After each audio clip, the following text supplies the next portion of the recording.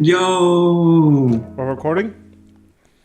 This is where once again we have natural dialogue, which will slowly fade into to make it seem more natural in the podcast. Yeah, because we're all friends. We all love each other very much. This isn't just for the podcast.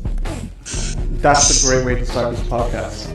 So welcome back. It's Brendan and JJ here. We have a special guest, our producer from last episode. Has now got a voice. Yeah, we've upgraded them. And the game that we're talking about is Shogun 2. Total War Shogun 2 to be exact. So our special guest, producer Caden, what did you think about Total War Shogun 2? What you call it? I've looked at Total War games for a long time. Because I watched two streamers who played like only Total War games and then other indie games, like mostly dice stuff. But oh my god, no, I really like it. It's definitely a Total War game. I wouldn't consider it like most other 4X games, even though it technically has enough mechanics to call it a 4X. I think it's very much focused on the like sword and board kind of big army smush men together kind of thing. But yeah, like what you call it? Do you get that same feeling from it? Do you get the same like just smushing men together, or like how do you feel? Do you like the like economy of it?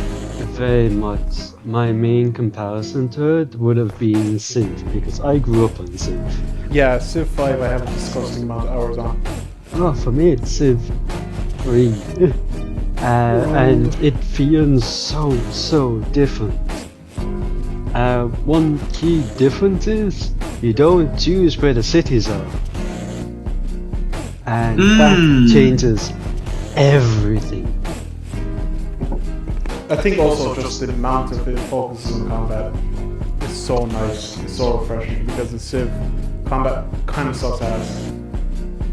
And always has, but just the battles are impeccable, but that could just be said for the Total War series in general.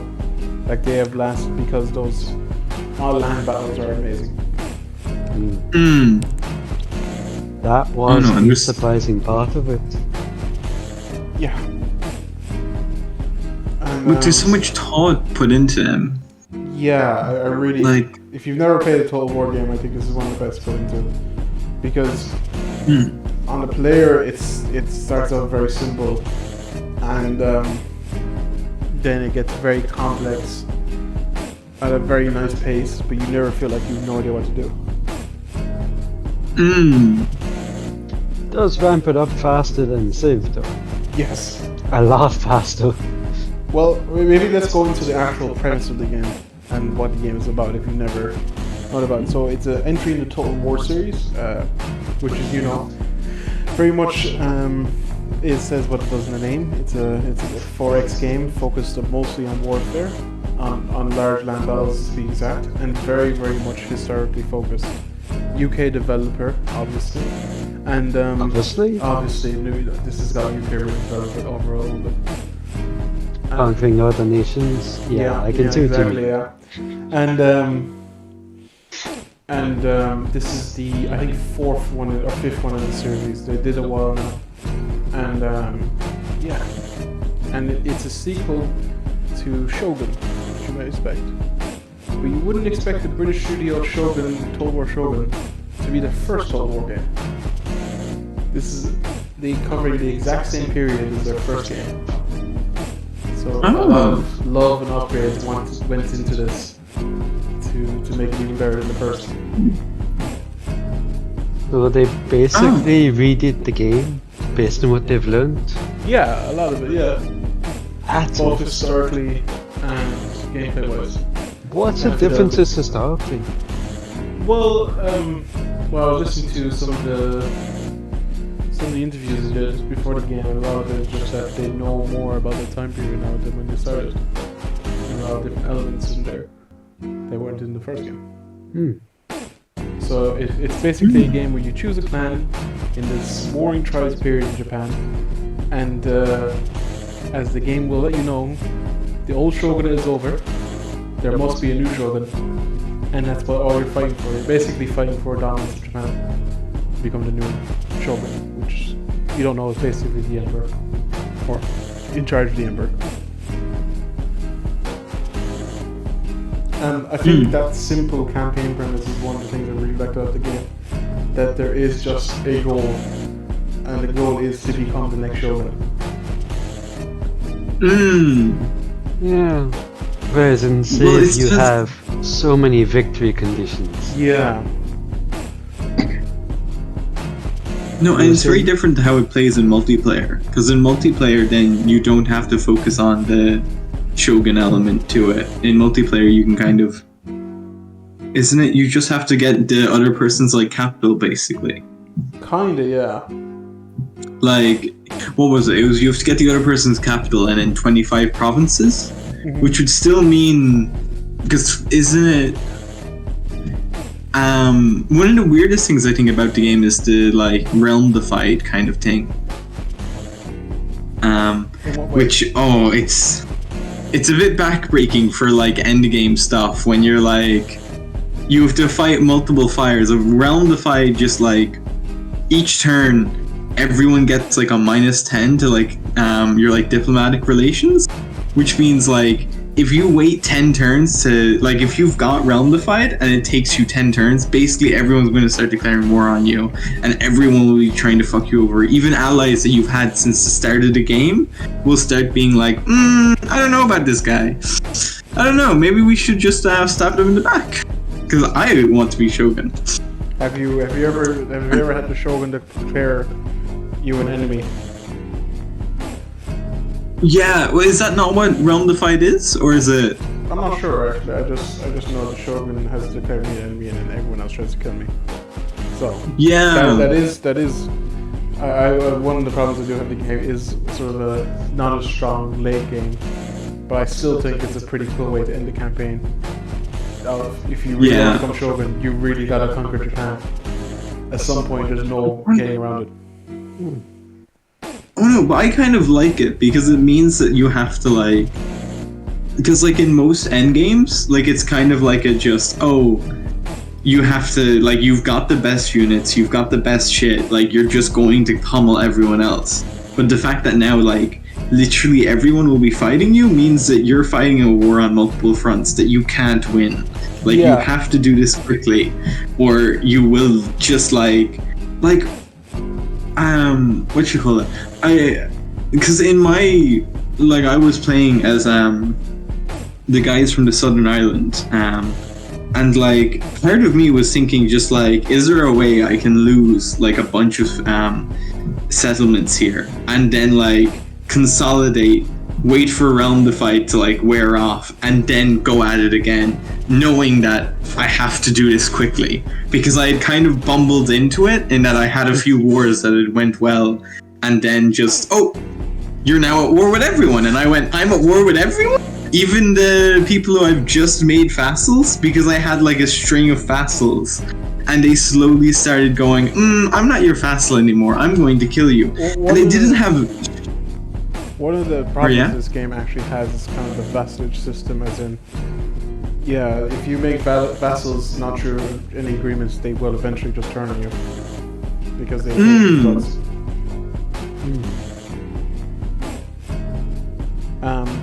No.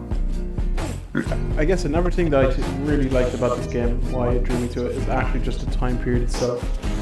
I love how much it immerses you in the time period. With all the different voice acting and all the different menus, the way they look, and just every bit of like even the in-game encyclopedia looking like trying to look from the time period. They already add all these little things to really bolster it. Well, the videos, like I think Yibo, when we had played it, Yibo mentioned how the videos look amazing as well, and they're so fun just to watch them. Yeah, the ninja videos. Especially. You can just pause gameplay to watch. Those failed ninja compilations, I still think is one of the It's not even the failed ones, the successful ones are amazing to watch as well. Nerve-biting, yeah, because the successful and the ending one's supposed to start the same way, so you don't actually know Yeah, how to do it. and it's very late in the clip that they diverge. Yeah. And another small detail in those videos is that they depend on location as well. So if you're sabotaging gates, it will actually take place in a village. Where if you're assassinating a samurai, it will take place in their castle. So a lot of effort went into it. And I think that's basically overall in the game, just a lot of effort. A lot of passion. A lot of passion. Again, this is, I didn't realize until I looked it up afterwards, but this is their redo of their first ever game in Total War anyway. So it's one of them showing off. Another thing that I was playing as the Christian boys, and well, maybe share it for you there, recorded this. And I went campaigning with my Dynamo, and he started giving a speech. And I thought it was the best thing ever. So I'm going to stream it there for you. And I just couldn't get enough of this. It's real. Ah, no sound. Oh. Do you want to provide the sound? No, it has no sound. As in, No, it actually doesn't have sound. I didn't record it. But, as you can see... Can you read out the subtitles for me? My opponent is a man who undervalues his samurai. If I could count his men correctly, he is weak in his forces and wields like full advantage. This is my daimyo, like before a battle in the campaign. This is not a special battle. Hyping up our troops before the battle, and this is just before the just a random battle. They do look hyped. They do look hyped, and then you can see just like, you know, when your daimyo gives you basically fight with your king of your clan. The morale boost isn't just a stat. You see his presence on the battlefield. You see him. It's tangible. Yeah, and stuff like that is just what makes this game, I think, amazing. I never saw that because I never took him out. Yeah. But it is one of the weird things. Like the cavalry system in this game is like, I think, one of the weirdest parts to it, and that it doesn't feel like there are any, at least good heavy cavalry.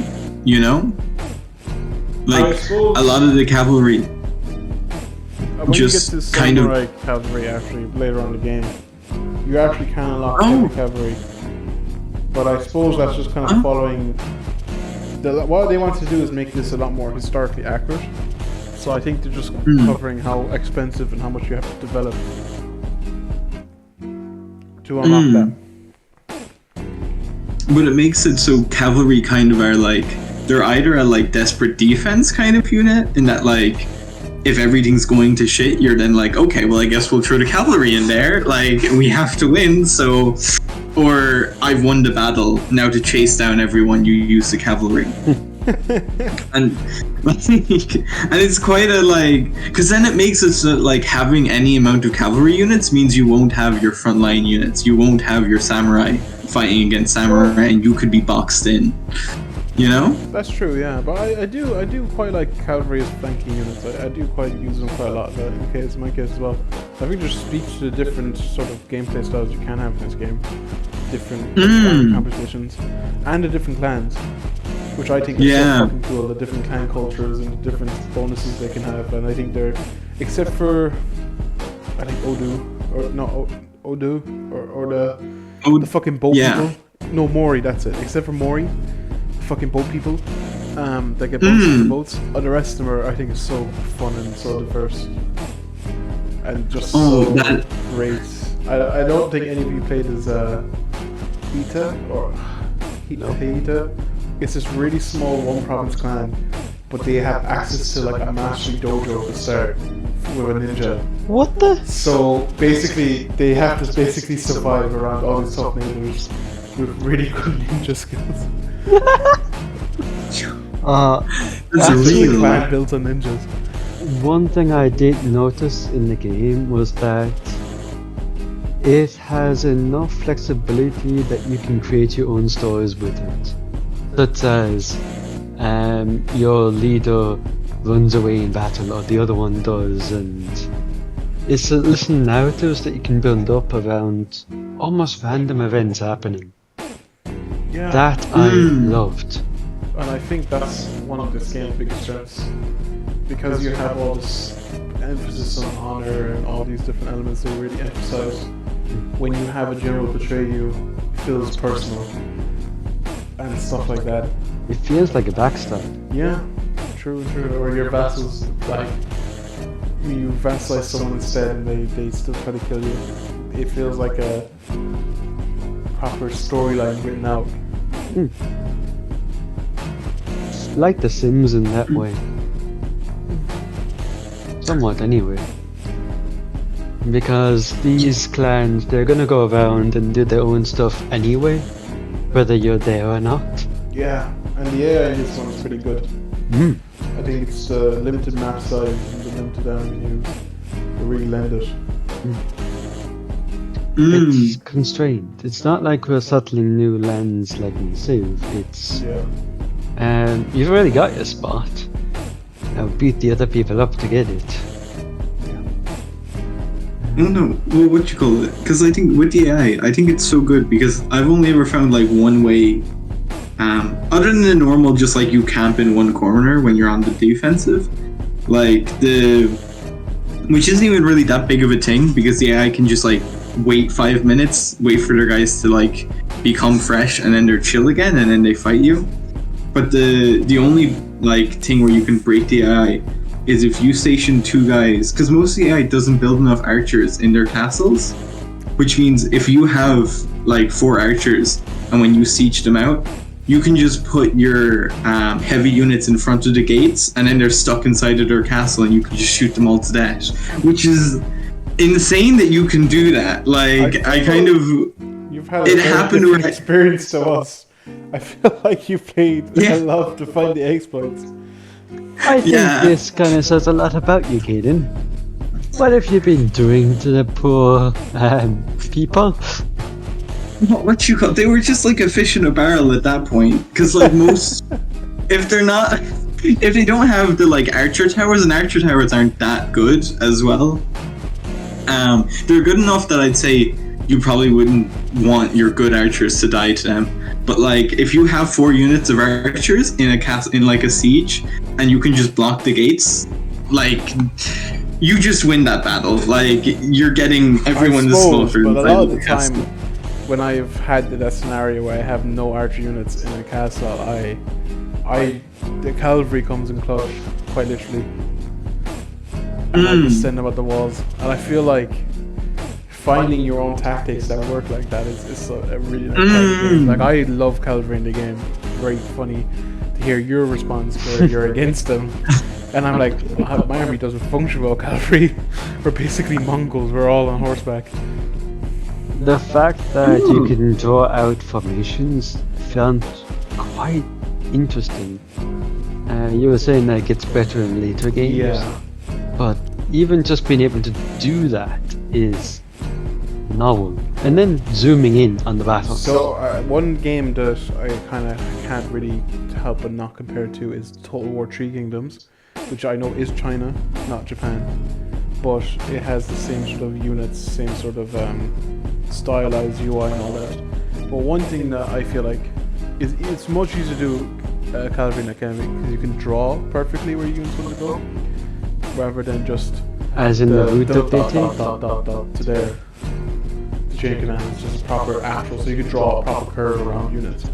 But my god, the late game of 3 Kingdoms is terrible because there's how many provinces in China? You gotta control them all, and that's what I absolutely love about this game. It's Bing Bang Boom. You control the 3 provinces and Kyoto. You're the Shogun. You win. No, I think that's it. Like, what you call it? Because you could probably, because each battle you could probably make it be 20 minutes. Like, so I think a like campaign in this game could be like, well, it would be a solid investment of like 6 hours, but that could be 2 days. Games, yeah, it's pretty short. And also you have different speeds, so you can determine how quick it goes. Like in my game currently, I actually not the Shogun. The Shogun has been decided the Oda clan is the Shogun, and they declared me the enemy. So, Oh. because I'm playing as a Christian boy, so no one likes me except for the other Christian clan. So even in that scenario, I'm still fighting to become Shogun, but I'm on the back foot. And one thing actually that I was reading reviews in at the time, and one of the things they said is that AI can finally do both. That's what they said. The naval combat is interesting. Ass. It's ass. Yeah. I'm gonna tell you right now, it's pretty bad. It's Could be worse. It's historically accurate, I suppose. But it could be so much better. Yeah, it's definitely a land combat game. Kind of jumping games and genres, but that's probably why people loved Assassin's Creed Black Flag so much. Just because Some people. you are one of those people. I love that game so much. Yeah. You get to see that style of combat a bit in Assassin's Creed 3, but they expand on it properly in Black Flag, Right. and it makes it Yeah. intense. I think the problem with Grand Naval Strategy is that basically you're pushing really slow carts along water and shooting bows at each other. And that just isn't as interesting as land battles. We're getting up close and personal and stabbing and And shooting. people can run away. Yeah. Like, you can't run away in water. Where are you gonna go? Yeah. Drown? So as much Well, as, it's kind of. as much thought as they put into them, it just the viability really isn't there. I would have said it's the clunky controls of the naval battles. Like, if you could Yeah. actually know. Because, like, even trying to point your ships in the right direction, like trying to actually do a broadside or trying to do something with it, like, the fact that it's bows makes it so much easier that you're like, well, why can't you shoot? Why can't you just shoot forwards? Because it makes sense. Just look over there, they're right there, shoot them. Like, there are so many things that if you had, like, changed it a little bit, I feel like you could have at least made it so that someone could control it and feel like they have autonomy in it. Right now, it just feels like you don't really have autonomy when you're fighting in a naval battle. It feels more like you give general ideas, and the AI doesn't really know how to make them play out. They're so clunky and they're such slow paced. I don't think, even if you're about to lose, I don't think you play out most naval battles. You just kind of auto resolve, which, blessed be that feature. Like that has saved me. I like the integration of naval in this game, but I feel like they're almost confined by history not to focus it, because there wasn't that many naval battles in the same In other Total War games, are there better naval battles? Yeah. Which ones? Empire before this, because it's Empire. Before this? Because the units they had there were big long ships with broadsides. So in the Fall of the Samurai DLC, which takes place in the Meiji Restoration, you can unlock actual steamboats and broadside ships, and they're actually fun to use because the slow clunkiness works in their regard because you actually need to angle them properly and do it. Yeah, these steamboats just suck in real life. So that's a major... But then, what you call it, kind of the biggest problem with the boats is that they can be, like, either you put no effort into them if you're on the mainland, or if you're on an island, you put enough effort into them where, one, someone can't just, like, soft lock you out of living because you're stuck on the island for the rest of your life. Or you start doing trade, and, like, when you own the Southern Islands, see, this is one of the things, is trade is such a, like, finicky part of it, of, like, making sure that you have enough trade partners, because a trade partner can be worth the same as half of a settlement. Like a small settlement is like €1,000 or 1,000. What is it? Is it yen, or is it a different currency? No, I think it's yen. But like each small settlement, the more profitable settlements can go up to like $4,000. But the small settlements are about $1,000, and you're making half of that, and that's without any like negatives put onto that. Like, you don't have to worry about tax or administration costs, because the bigger your empire gets, the more you have to pay in administration. It means that, like, It's a limiter. being able to trade And being able to have like, if you even have just 2 trade routes, that can be like game changing to you, especially in the end game. Like when no one's trading with you and you then get those 2 trade routes off, like, oh, that's why I kind of, in the end game, I kind of wanted my vassals to declare war on me so I could get them back to being a like trade ally. Because sometimes they would like start hating me enough that they would deny trade now, and then they would start to then be like, okay, I'm getting ready to fight you, and then I'd have to put like an army beside him waiting, and I feel like part of me was like I should declare war early, but also another part of me felt like I'd make everyone even madder, which just felt wrong. It felt like just making the situation worse. Again, though, I found it very funny because at multiple points in my game, I actually just didn't care about money. I made just enough to keep afloat, and then I just went on a pillaging raid, and then I just sort of went into the war economy of just needing to Things kind of worked out. Keep going. So I feel like every little bit like this, there's just some simple mechanics that all intertwine really well with each other. Oh no, that's it. Well, because like even with like the stats of units, like the units don't have like an endless stat array of like, oh, I do a million different things. I have different defenses against missiles, and oh, you know, bullets have a different kind of defensive stat, and blah blah blah blah. No, there's like, what was that? I think I counted at one point because it was like it's like less than 10 stats. The only units that have actually like a lot of stats are the missile units, but that's just because they have like all of the regular, all of like the standard stats plus missile stats, which just makes sense, and all you really care about is the missile stats. Because you know, if an archer gets touched by one of the samurai units, they're dying. They don't normally like, some of them can stand, but like most of them just dissolve the moment they get touched by someone who actually knows how to use the sword. Yeah. Pretty. Like, oh. And that's the other part I like about it, is so many of the units kind of like, they fit naturally into like how you think they should work. Like, it's really rock, paper, scissors. That's literally what I was just thinking. Yeah, it's rock, paper, scissors taken to the extreme, really.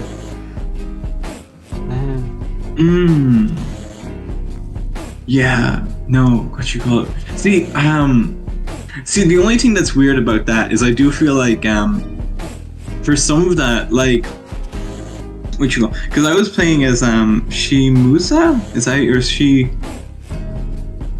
I forget how to say their name, but they had great samurai, and so I kind of got stuck in the fact that like sometimes my battles would get to a stage where I actually had nothing to do because the 2 walls will have already met. My archers can't really fire into them. I give them some orders, but I'm kind of just waiting to see what happens at some point. Like, I'm just waiting to see if either my guys break first or the enemies break first, and the only really decisions I have then are with my generals and with the cavalry. And that's kind of, I don't know if there would be any way to actually change that side of it, of like, you've made all of your decisions now, and now you just have to like, I guess just sit in them. True, yeah. You can just breeze through it. It's often what I do in siege battles. And talking about siege battles, They are fucking amazing. if there's any upgrade into any Total War game, it's the fucking siege battles. Oh my lord, bro, siege battles either suck in a Total War game or the best feature about it, because this one is so good. And it's one simple fact: units can climb up any wall. That's all they need. That's one simple thing makes it so balanced. It's any unit, isn't it? Any unit. So even the cavalry. This is not first off. Yeah, but still they climb on. One tactic you can do is get your cavalry to run very quickly around the other side of the wall, start climbing. Do they have to dismount first though? Yeah, you do, but like, Yeah. it's fine. Yeah, but then you get the enemy to split focus. Yeah.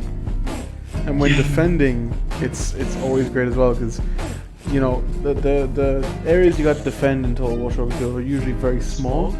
They can be massive, but they're usually very small sections. So you got to basically man the walls, but also be able to redeploy your forces in case they breach anywhere. So it keeps a lot of just depth and tactics into just one simple feature. You're in a box.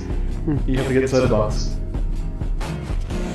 No, I do like how it forces you kind of into that dynamic defense of like, oh yeah, no, what you call it? It is weird, because like, because what you call, I'm saying it's weird because I like how the end battle is so different. Because usually you'll be fighting settlements where they're not that big, like. You don't want to be fighting a stronghold, and then the ending has where you're fighting like the biggest fortress you'll have ever seen at that point. Oh yes. And that's just, it's a great like ending piece to it of having this like massive arena basically. The pacing is amazing in that. I think that's one of the biggest things about Total War Shogun do that is just better than other Total War games is the pacing. I think that final battle you can have at Kyoto is amazing, genuinely amazing. I'm not sure if it's better than other games, but the best part for me was the multiplayer. The game has multiplayer. I mean, it's a pretty good one. Most Total War games have some sort of multiplayer, but this one's a pretty good one. I know, I mean, but it still works. It's from 2009, isn't it? No, 2011. 11. We're going up the years. It was 2004 now, 11. We jumped. We jumped. But it has functional multiplayer still. Yeah. And good one. Yeah, and there's a whole multiplayer community aspect to it where you create your own general, where you sign up in clans, and you can have this whole. You basically make your own clan in Japan and can have your own jolly old time. I think it's really cool. But me and Caden played multiplayer head to head, and me and Brendan played multiplayer co-op. And the time just disappeared. It was a great time, but we just hours gone in an instant. And we were only a small bit in. Yeah. It's very word of warning. This might be the only game we played so far where I felt like I've spent too much time on it. Usually other games I feel like I haven't played enough to fully grasp the whole thing. This time I feel like I need to be kept away. Well, I'm gonna take a slight detour there and say that it on Linux is fucking terrible. The Linux version of the game won't stop you playing the game. Yes. Because we found that. Yeah. One thing. Explain mine? What? You were going to say something there? Basically, I couldn't play it on Linux when I was here one day on my laptop, and I think it was the Flash launcher that was added. The pre-launcher that connects the game and the rest of the series, which is a trend now. I've seen Civ do it as well, and Paradox Game. These pre-launchers before the game kind of completely ruined it DRM wise.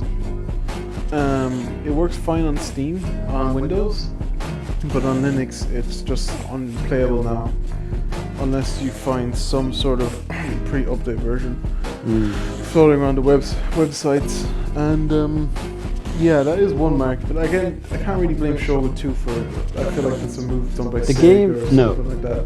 Yeah, the company, yes. Yeah. Well, but yeah, aside from that, I love the multiplayer aspect of it. The fact that it hasn't, because it works so well. That is being slowly eroded over time. Yeah, I tried playing Wasteland 3 with co-op, and it was unplayable. It didn't work, desync. And it was so nice to have something like this to play, to fall back on. And that one battle we had co-op, where both armies were attacking the same fortress, one of the best things I ever played in my life. That was amazing. And when me and Caden were fighting, that was also one of the best things, because it was so tense. Oh, well, we're still in the middle of that. We're in the progress of it. How long have you been in the progress? About 2 turns. Because oh god, I'm afraid for what's going to happen with us. I don't know if our friendship will survive. Well, the friendship will survive. It's my men. I'm wondering how they'll do. I'm like, oh, Because it does, like, right now it feels like you have just much larger forces against mine, and like you've had a sneak attack already against me. And Actually, I hate. to explain it for our listeners, basically, I was playing on the main island just outside of Kyushu, the very south island.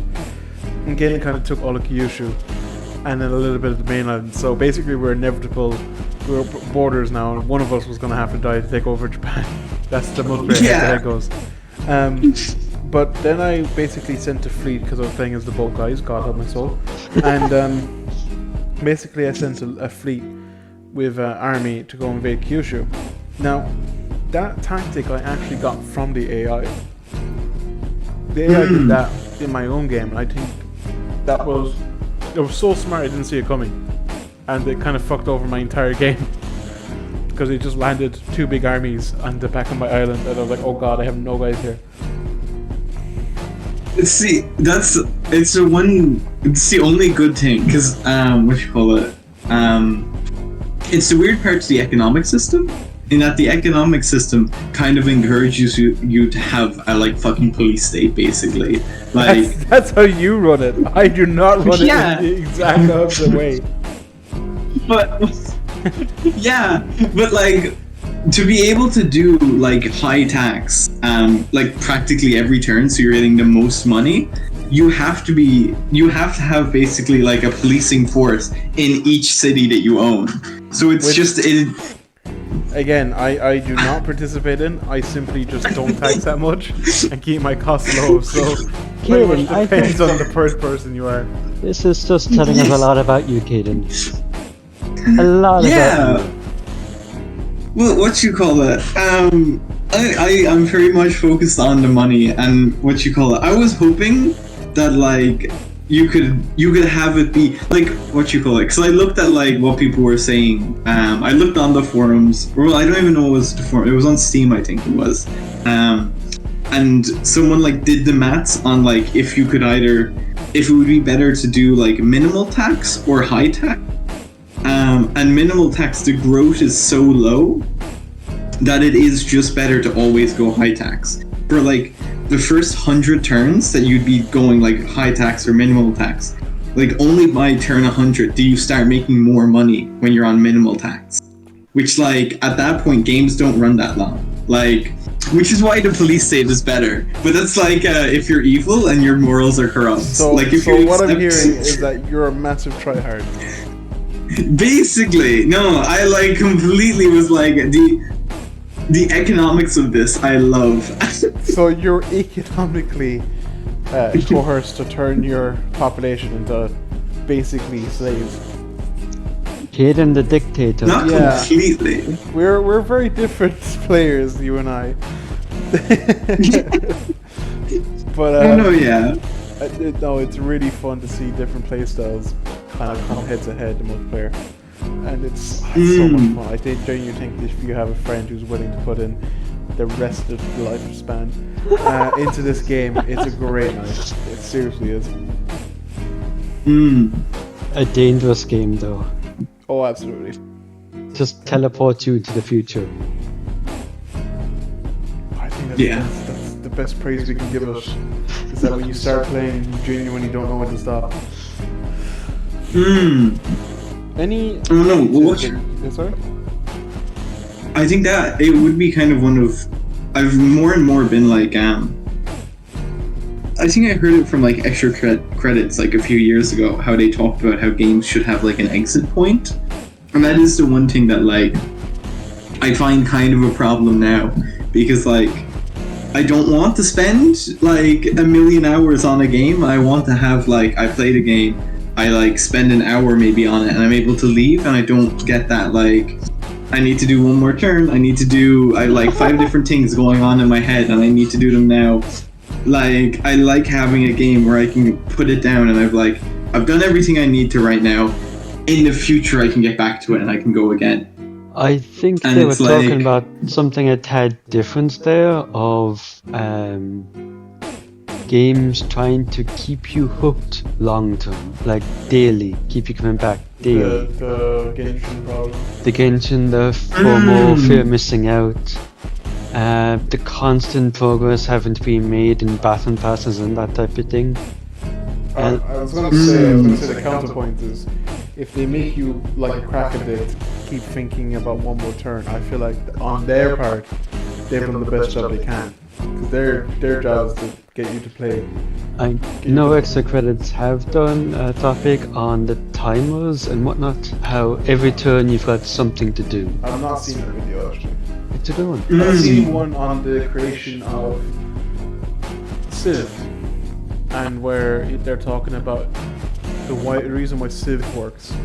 Civ Mirror didn't even realize when he made it at the time. Is because you have short-term goals that you're doing in that turn, medium-term goals that you're waiting for in the next couple of turns, and then long-term overall goals that you have. Yeah, you've seen that episode then. Yeah, we're talking the same episode. It's not extra credits, that was the documentary guys that did documentaries. Oh, I'm getting mixed up. There are so many good YouTubers. I'll add all these links in the description below. But I think the medium and I think those goals are so well defined in Shogun 2 that it is just perfect. Like long term, beat everyone else up. That's it. I genuinely think it's so fucking cool that you can describe your whole point to this game. It's not as like, oh, I need to conquer this nation, and then I'll recreate Napoleon's empire like the one before. It's the Shogun is the old rule of the old Shogun is over. There needs to be a new Shogun. I'm going to become the new Shogun. I think that's one of the best things about this game, is that at all times you can look at the map and say, yes, that's my goal.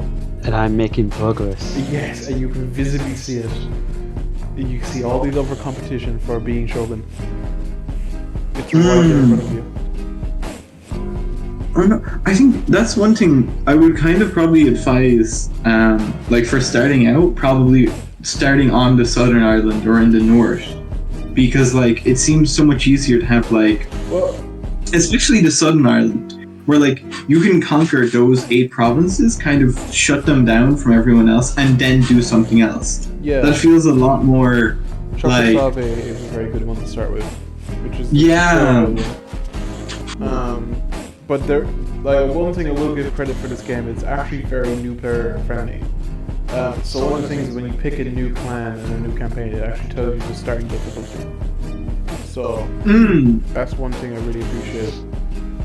What actually is nice about that is all of them are viable.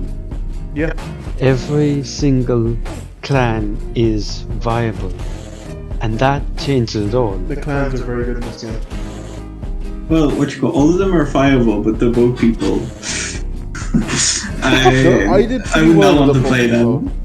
For better or worse, actually having the biggest dick navy around helped. Unfortunately, I just had to do a lot of naval battles. Yeah, no, yeah. Like, maybe I could be convinced, but now I'm kind of very much... invade your island, but like... That's it. I had to... Yeah, spend a lot of money on boats. God help me. Aren't you Christian? Aren't you Christian in that game? Christian? No, that's a different one. Oh, the other. Christian is my own single player campaign. Ah, yeah. So you've got many gods. Yes. But I do find that, like, I do love that some clans have rivalries with each other. Some clans are at war with each other. It adds that little. Some are just in good terms. Some good terms. So, yeah, if you play as Oda or Takagawa, you're already like friendly, because in real life that alliance won.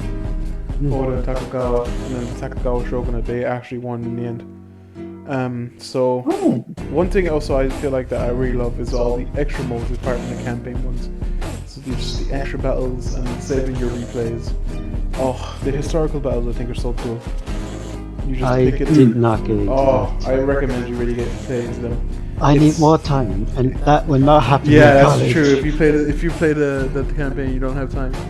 With their proper set piece battles, with their proper historical context, and their love and passion put into them.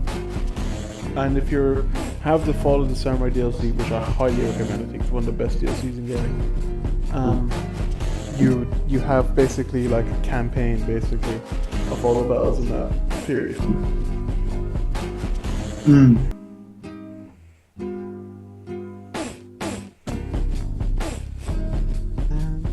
You said earlier about bad spots. Yeah.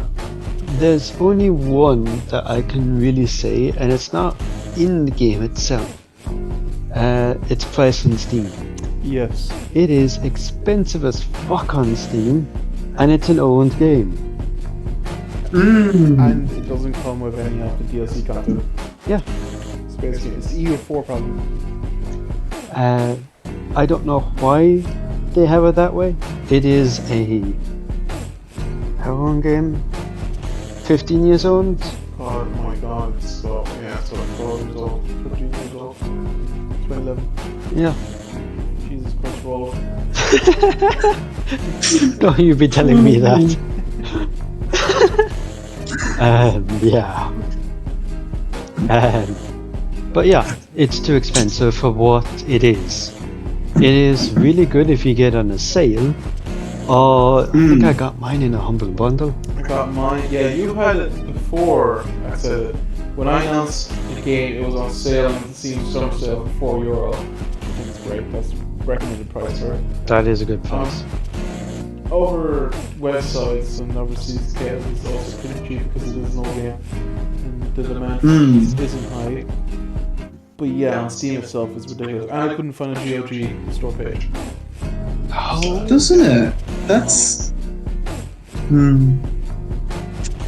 Yeah, for the developmental history of this game, I couldn't find much other than what Creative Assembly posted on their YouTube channel, which I actually really recommend. You get to see the crew talk history and you can tell they're all complete nerds. but that in itself is also interesting because, as you were explaining earlier, normally it's people who have left the company give information on the development process. And if there's no people doing that, it implies that most of the same people are still at that company. Or there's no bad words to say about it. Yeah, either. Yeah, and Which is, if anything, all I hear is about we want to show how far we came from the first one, which is the first ever Total War, which you don't think about because the Total War Rome, Total War Empires, Total War Napoleon, and then Total War Warhammer series, like you think of all these ones first. But the first game was about a load of weebs in England making about Japan, about the same time period. And I think it's such an interesting time period as well because also the introduction of Westerners into Japan with guns and artillery and stuff. and I think it's so good in the game. guns are powerful, but they're not overpowering. Yes. Playing as the Christian boys, which I think is the most gunpowder heavy you can get.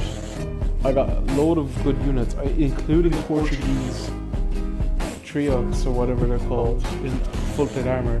And even them I had to use like sparingly because they could just die to samurai. Yeah. And it was so cool. You have this divide between religion and trade and this whole outcome. And again, I know we haven't played a Fall of Samurai one, but in Fall of Samurai, which I cannot recommend enough, I think if you have this game, Fall of Samurai, I think at one point it was released as its own game, Fall of Samurai. But you also have the issues between modernization and tradition, and if you modernize too quickly, build up too much factories, you could have samurai rebellions, which happen in real life. So I think it's just these all small little details are so cool. They just keep you on your toes. Oh no, I think that's one thing.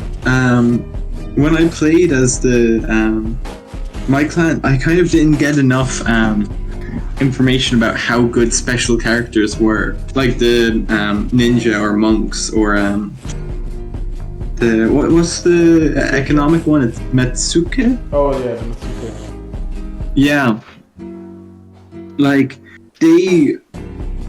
oh my god, especially the ninjas, because I had kind of never actually put any effort into them. This is my own single player campaign, and only by the end of the campaign, when my enemies had started using them against me, I kind of realized that maybe I should start using these, especially the ninjas, because I felt like the ninjas seemed like they were the best for scouting, because it provided so much extra knowledge about what was happening and how you would actually go about fighting, which is so necessary. And it kind of showed me like I should, because you were saying how there was a faction or there was a clan focused on ninjas, was it? Yeah. I think that'll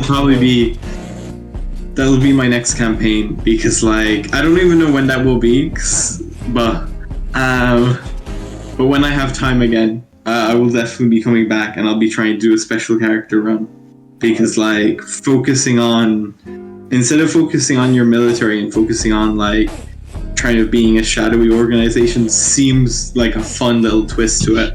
Ninjas are ridiculously fun on Shogun too, and I think all those little agents are such a wonderful addition. I think they're in the first game, but they're so much fun just to go around and like bribe people, Assassinate or attempted assassinate. yeah, and even if you don't win, just seeing the animations for them are amazing. The fact that there's three, they're successful, fair and near death. Yeah, You don't know which one you're gonna get. and there's variations in all three of those, so it's so good. But I just can't believe all this stuff they added into this game, and yet at the end of the day when you're playing it, it seems so simple. Yeah, I think it's a real masterclass. I think you get to distill what's good about Total War in this game until you get to Total Warhammer, but it's like, I feel like if you were to start talking about that, you would just not shut up. well, in relative terms to other Total War games, one of the problems I do have with Total War games, and this is made since the first one, is that units seem very similar. But because they're so focused on historical accuracy, kind of impossible not to, right? Most armors look somewhat relatively the same, which Warhammer fixes by having like T-Rexes. But I'm not joking, Liz is a fucking great faction. But like,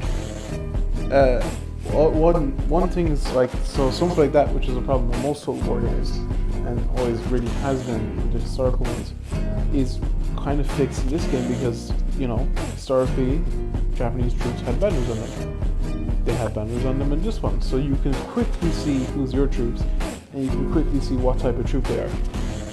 And it's just small stuff like that, just like I don't know, combinations of these little things that make it. Voice acting as well.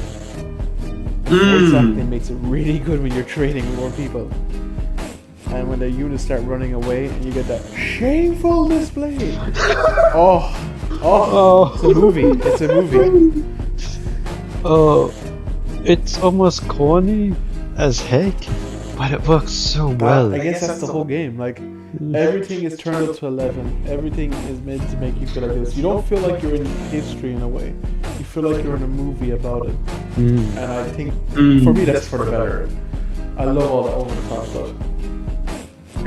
Actually, I don't know why that's sparked in me, but it is kind of weird that the multiplayer doesn't have a like 3-person, especially in the like main campaign mode. They do. It's in the clan battle mode. You can have up to 4 people. So In the what kind? So it basically, it's, you made that general, that daimyo. Basically, you make your own clan, and then you pick your certain location on the map, and you can get up to 4 people with that. So we could actually operate. Oh, That's okay. the main multiplayer mode, and then you have. There used to be a whole community around this, and I think that's something that you can't really appreciate now. But so ambitious for the time, you can have your own clan full of your friends in the same group, and then you go and compete in battles and win campaigns and stuff like that to earn rep for your clan. So in essence, in the multiplayer, the same goal is there: become the top clan, which I think is a great, genius thing to do. I think more people should do that. Tie the premise they gave into the multiplayer as well. I think part of why a more recent game, Helldivers 2, is so popular is because it's doing just that. Yeah, which we should play Helldivers 1 at some point. Helldivers 1 was so What was the game? It's basically the other two just copies of like they don't really improve over the 3D side. But yeah, that singular goal from Woodbury I think is great. I think it's really fun. No, I think that was one of the things that like they did well in this game is like just simplifying everything so that like you only have what's needed. But it's not in a like minimalistic way. It's in a like everything's been pared down, but it has enough like poetry put onto it. There's enough like dressing up of everything that like it doesn't seem like everything's simple now, but it is. Like if you think about how the units mesh together, and if you think about like the levels of like your decisions, like the decisions you're making seem simple, but the way that they've dressed up those decisions are what makes it so much more fun. It feels like it actually isn't. It feels like the Civ 5 of the Total War series, where they do simplify it, but they add a lot more stuff to make it more in depth. But this is actually like the same depth as most Total War games. It's just the way that the map and everything is themed and phrased that makes it more simple. I'll tell you, it's about, I guess, Total War Shogun 3 city development was a lot more advanced. 3 Kingdoms, sorry, not Shogun 3. And the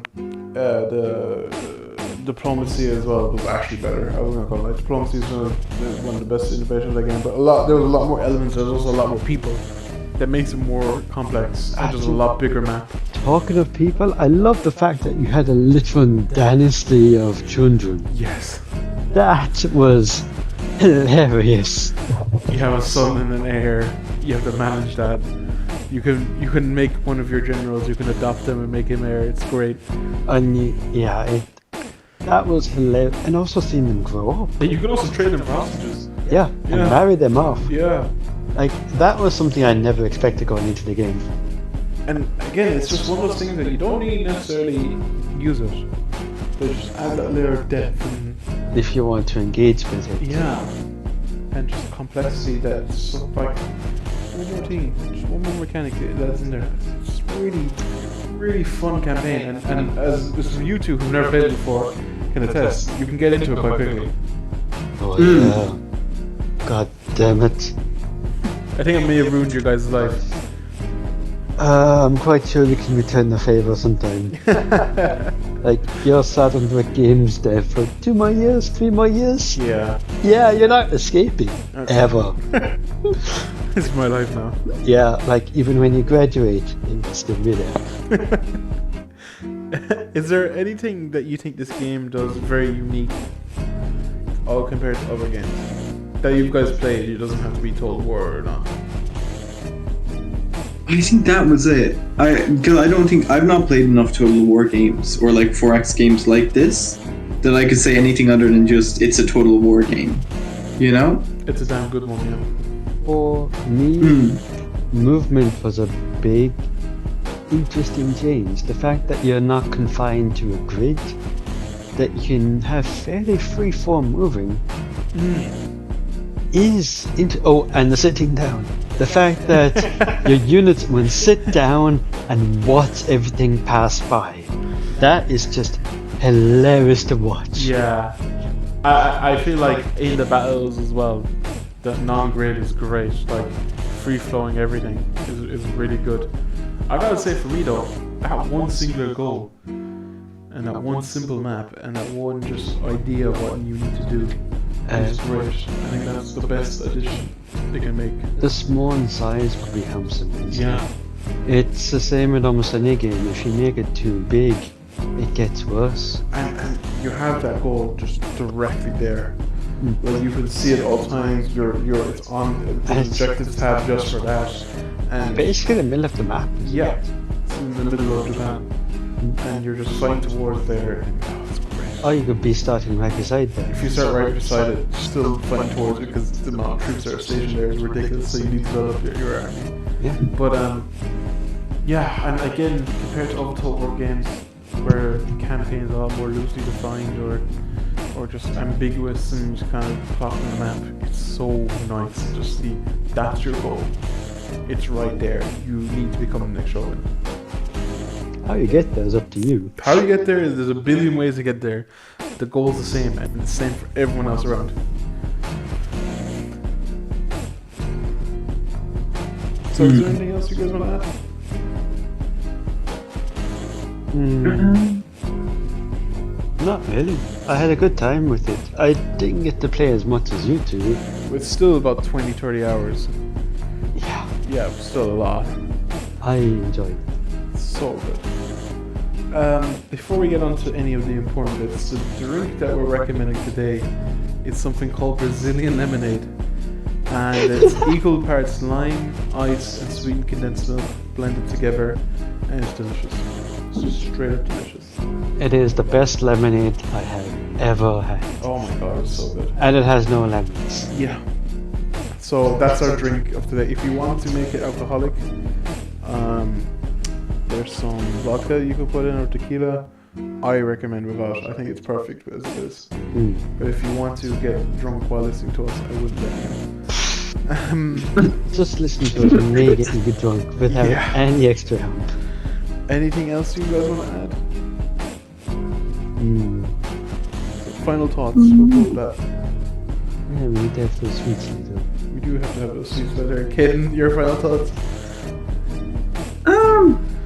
Good game. Simple as. Yeah. I had fun. My final thought is, I feel like this is the perfect game to drink yuzu sake to. Yes, it would have been. Yeah. So buy yourself yuzu sake. It's the best drink in the world, and then play this and have a complete blast. Pretending. Oh, one more thing I gotta add. I actually bought a Lego set of Himeji Castle just to remind myself of this game. I was so obsessed with it. I think that goes to show how addicting this game is and how much it just gets. You're gonna become obsessed with it. For better or worse, really. If you're easily prone to addiction, please play this. You'll have a great time. So I guess that leads us on to the last bit of our podcast, which is the game that we're forced to play. And our special guest, producer Kaden, is the one who gets to pick for us this time.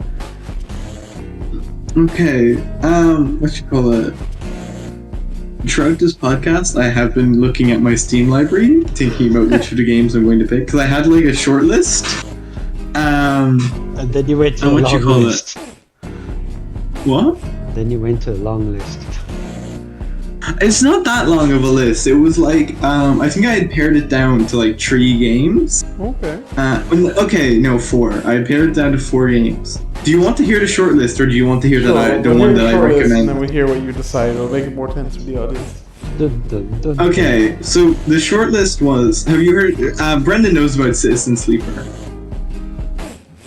Yes. What you call it?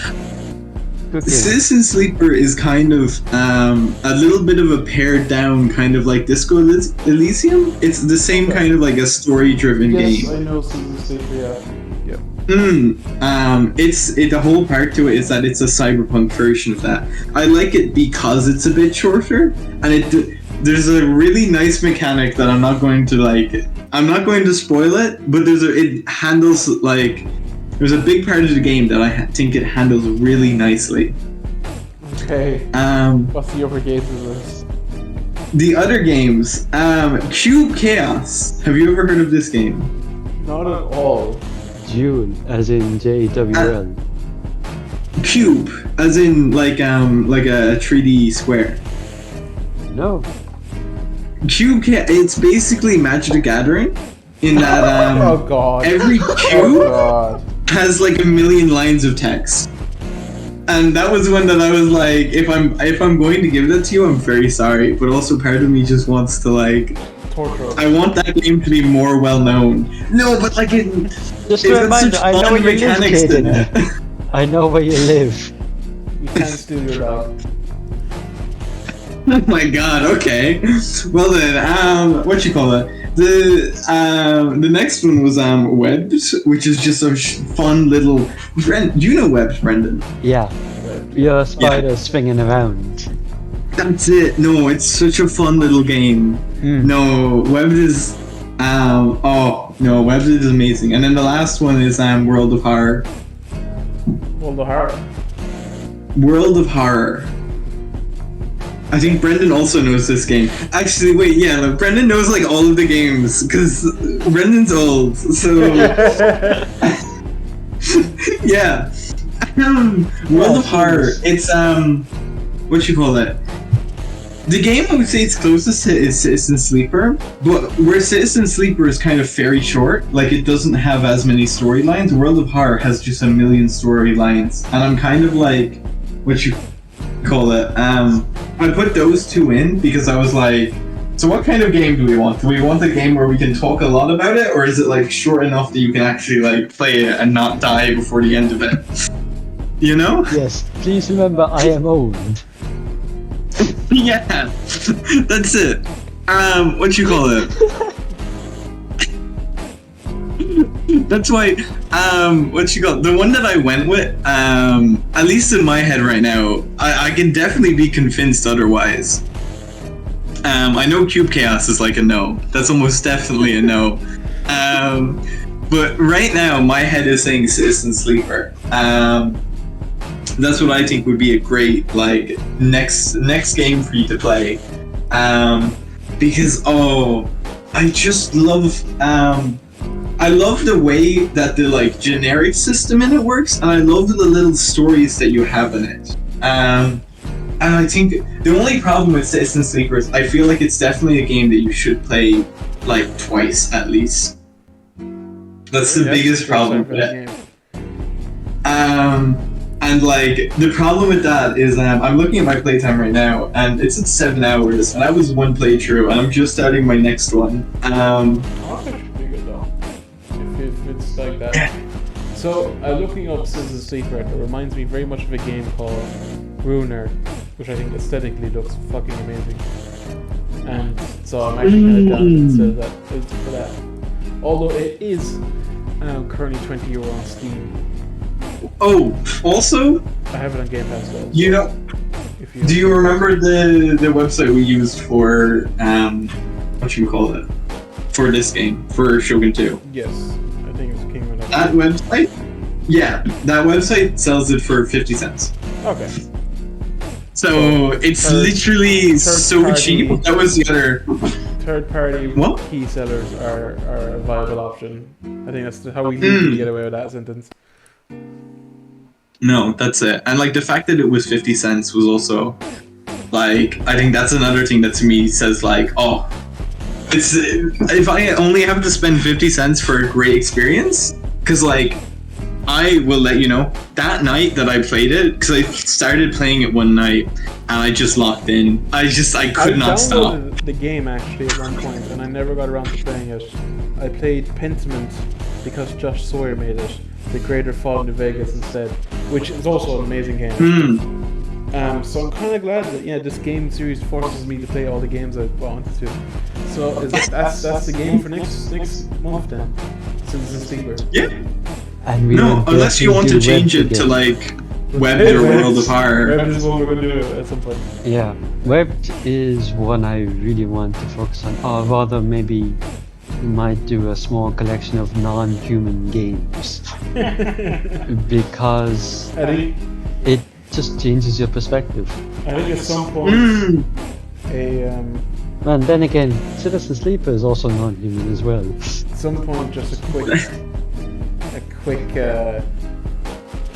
small game is not a bad idea. Yeah, that's my next one anyway. No, that's it. If you wanted a short game, Webbed is definitely, because you can finish.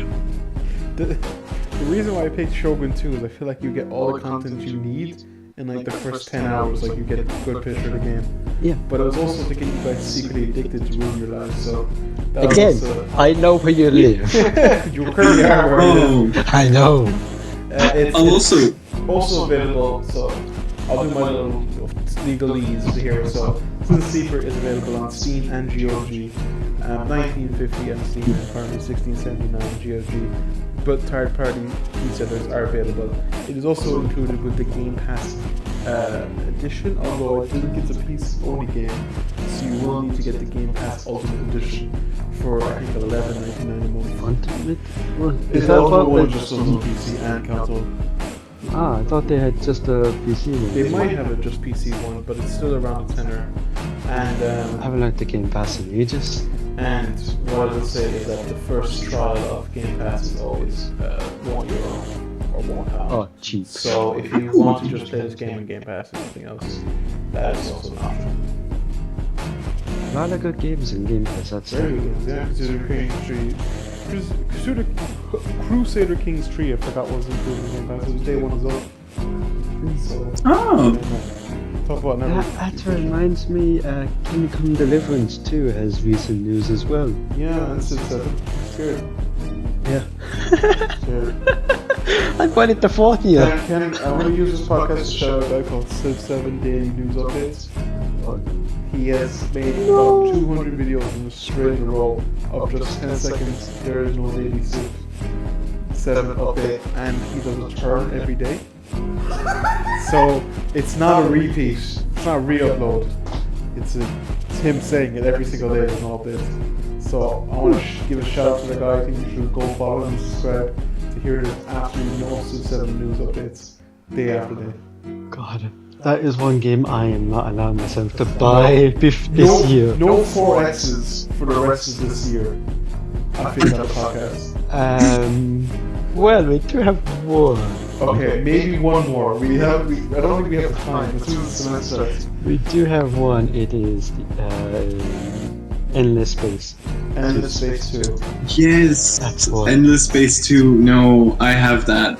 Yeah. That's evil. Evil? Can you say that 3 people are evil? No, they're not. They just want to hug your planet. Bro. They just want to hug your planet. Guys, man. Fuck out of here. You're not welcome here. You gotta leave first. Anyway, that's beside. Space racism aside. I think that's just racism. Space racism aside. I feel like that's a good place to end our podcast. Is to just shit talk trees. So, Citizen Sweeper is the next game. And what I've heard, it's an amazing game. Recommended by everyone. And yeah, that's we'll see you all next time. Same See you. time. Well, maybe not same time. I have no idea when the last podcast was released. I'm not going to lie. As soon as I started playing Cold War Show into time, the concept disappeared. So, Well then, I am off to make a cake. you go make that cake. I think Leo will be very Yeah. happy. Oh That god. is it. How long does it take you to make it? An hour. I'm so sorry. The that biggest you problem will started be it this won't be early. chilled that well. I'll definitely be like, we'll wait until tomorrow to actually start eating it. Even though he won't, but hopefully we'll be able to wait enough. To be on this podcast that exactly 4 people are going to listen to, and 3 of us are here right now. Hey, I haven't actually listened to the previous one. Okay, then 3 of us are going to listen to. Okay. Alright. Well then, over and out. Good night. We'll have natural dialogue again, like this, to slowly fade ourselves out, talking about how we should have natural dialogue to fade ourselves out. Are you sure that's actually Oh, a fair yeah. or Yeah. just a cop out? Are we back to how we're only friends for the podcast? That's just a cop out. It is. That's what Yeah. you like. No, that's it's- where you end it, and then you keep talking past the point. Wait, did you put vodka in your drink? Like you put vodka in your drink. I put what on my drink? Vodka. Oh no, not yet. Not yet. Oh, you have to rinse out the glass. Yeah. So wait, are you at the point where you have that like web page that says you own like millions of euro? And are you from South Africa also? We can be. Okay. And you have millions also? God I damn, do. okay. I do. I just need to send your credit card information to send something to you. That's Your mother's it. No, maiden it's just. And your pet's favorite color. Also, to quote the one famous Mob Deep, it's like putting vodka and milk together and blowing up acid. I fucking hate you. That is genuinely one of the best hip hop songs of all time. That's learned. Maybe, but I don't listen to hip hop. Racist. Well, I mean, Brendan's old. You can't like. Don't be like. Get him up on the gramophone. That's true. Hasn't been invented in 1910 yet. Oh my god! Wait, one last thing. I am going to spoil like a single sentence from it, from Citizen Sleeper, but because I have my phrases document. I think I've shown Brendan. Have I shown you yet, JJ? No, I don't think so. Well, okay. One of the Okay, phrases in definitely. it is it's from Citizen Sleeper, and it's he wasn't a good person. None of us in this job are, and this is how we die alone. I'm sorry they had to die too. That's it. That reminds me of a recent song title I love, and it's just called "It's Roughing the Rats." And the chorus is, if we have it bad, it sure must be roughing the rats. And it must be desperate times because there's no food left for the cats. And I think that is what a powerful fucking sentence. So Yeah. thank you Jack White, Jack Black's brother, for making such an amazing rock. Wait, his name is Jack White? Yeah, White Stripes. Singer from White Stripes. Black Jack. Wait, but he's No, not no, Jack no, Black's no, brother, no, no, right? no. Okay. Oh, okay. So I was just thinking, his mother was literally a NASA scientist, engineer. No. Jack White was born to white trash in Detroit. They're very different Oh, backgrounds. okay. Yeah. Yeah. Jack Black's was born with his mother doing calculations for which mission was it? Like, One of the Apollos. I think so. Yeah, she was going through the safety checks, the programming, and trying to find overrides. She did it. Damn amazing person. And Jack White did crack with black people and then learned really good blues music and then made an amazing band called the White Stripes on it, which everyone thought it was his sister, and then he started kissing her on stage, and then they just never told people they were married. So everyone thought it was like a weird incest band, and then they got divorced, and then people heard they got divorced and were like, what? So that's the thing of the White Stripes. Isn't what you call? Isn't like their best song is Seven Nation Army? Yeah, that's them. We have to shout out the best song. Yeah. So if you want to listen to Oh my god! Wait, download Eve's Sleeper, Tumor. Sleeper. God is a Circle. Another fucking amazing song. The one, yeah, there's Jack White has made like a lot of good songs as well by himself. His wife did fuck all apparently. The drama. Famous because Oh my god! Are we spilling the tea now? yeah, fuck it. I mean, all this is the fade out stuff. None of this is being recorded, but none of this is going in. Absolutely none of it. Okay, so we can Just say in whatever the we want. incest part, right? God, Yeah. it's We'll actually just hard cut to no context. Jack's wife was the fucking nothing. And that's the ending. We just cut to that at the end. Wait, so it's like fading out. That it fades back in. That's It what you doesn't hear fade and then back in, gone. it fades out perfectly, then cuts hard to that. Okay, Yeah. that's a choice. I'm like, okay. This is why I don't enhance entities. They're too personal to me. Oh, That would probably be excused. well then, I do actually have to go because I will die in the Otherwise, the cake. cake wouldn't be alive. And we will also just keep shy talking about Yeah. people's spells. Good luck. Alright, bye. Yeah, well, nice knowing you.